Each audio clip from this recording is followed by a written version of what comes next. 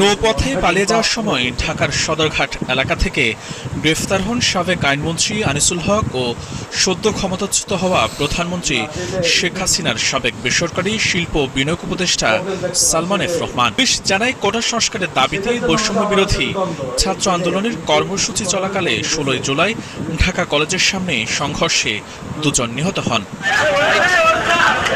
এ ঘটনায় new market থানায় করা একটি মামলায় গ্রেফতার হয়েছেন ক্ষমতাচ্যুত শেখ হাসিনা সরকারের প্রভাবশালী এই দুই নেতা।